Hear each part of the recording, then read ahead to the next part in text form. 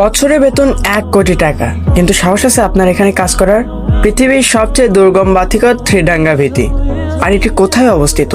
ত্রিডাঙ্গা ভীতি বাতিঘর আইসল্যান্ডীয় ভাষায় ত্রিডাঙ্গা ভীতি অবস্থিত আইসল্যান্ডের দক্ষিণ উপকূলে ঠিক 7 কিলোমিটার দূরে আটলান্টিক মহাসাগরের বুকে।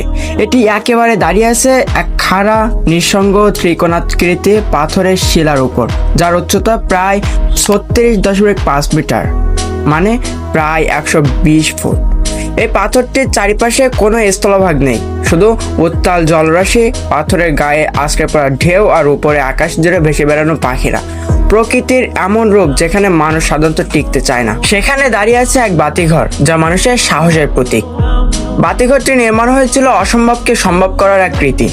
1939 সাল, সময়টা এমন যখন আধুনিক যন্ত্রপাতি, হেলিকপ্টার বা ড্রোনের সাহায্য ছিল না। তখন আইসল্যান্ড সরকার সিদ্ধান্ত নেয় এই পাথরের মাথায় বাতিঘর তৈরি করার। কিন্তু প্রশ্ন ছিল, কে উঠবে এত খারাপ পাথরের মাথায়? তখন এই খারাপ পাথরের মাথায় ওঠার জন্য 3জন অভিজ্ঞ পর্বতারোহীকে নিযুক্ত করা হয়। তারা একদম খাড়া ঢালুতে ঝুঁকি নিয়ে উঠেছিলেন, শুধুমাত্র একটা দড়ি আর সাহসকে সঙ্গী করে। তারা প্রথমে এক কাঠামো তৈরি করেন, তার উপর আস্তে আস্তে গড়ে ওঠে বাতিঘর। আর এই বাতিঘরকে পৃথিবীর সবচেয়ে ঝুঁকিপূর্ণ নির্মাণ কাজগুলোর অন্যতম বলা হয়। এবার আসি, কেন এই বাতিঘর এত গুরুত্বপূর্ণ? আইসল্যান্ডের দক্ষিণ উপকূল বরাবর রয়েছে একাধিক জাহাজ চলাচলের পথ। অতীতে বহু জাহাজ এই অঞ্চলে প্রবল ঢেউ ও কুয়াশার কারণে দুর্ঘটনার মুখে পড়েছে।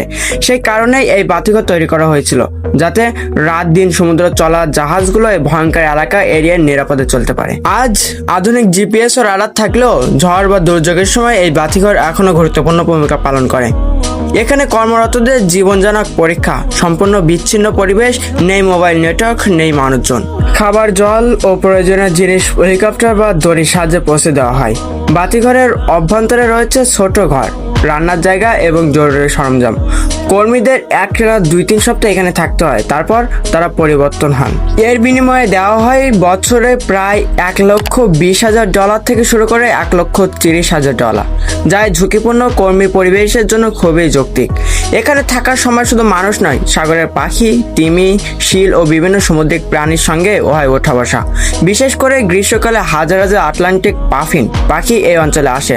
বাতিঘরের চারপাশে ভরে যায় তাদের কলাতনে। এই বাতিঘরে থাকা অবস্থায় একজন কর্মী লিখেছিলেন, আমি কোনোদিনও এতটা নীরবতা শুনিনি। এখানে প্রকৃতি কথা বলে আর মানুষ চুপ করে শুনে।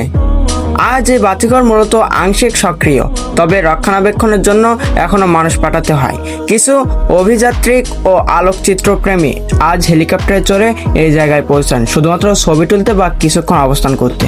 ত্রিডাঙ্গা ভীতি বাতিঘর শুধু একটা স্থাপনা নয়, এটি এক সাহসিকতার কাব্য, যেখানে প্রকৃতি ও মন মানসিকতা হাত ধরাধরি করে দাঁড়িয়ে আছে। সেখানে প্রতি নিঃশ্বাসে ভয় এবং প্রতিটি সূর্যোদয় এক নতুন সাহস।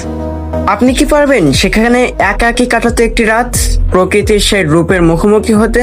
চ্যালেঞ্জটা কিছুটা কেবল বাহ্যিক তো নয়, মন মানসিকতারও। এই ধরনের নতুন নতুন তথ্যপূর্ণ ভিডিও পেতে আমাদের চ্যানেলটি সাবস্ক্রাইব করুন, পাশে থাকুন এবং পাশে থেকে বেল আইকনটি অন করে দিন, যাতে নতুন ভিডিও সবার আগে আপনার কাছে চলে আসে। আর ভালো থাকবেন, পরের ভিডিওতে দেখা হবে। আল্লাহ হাফেজ।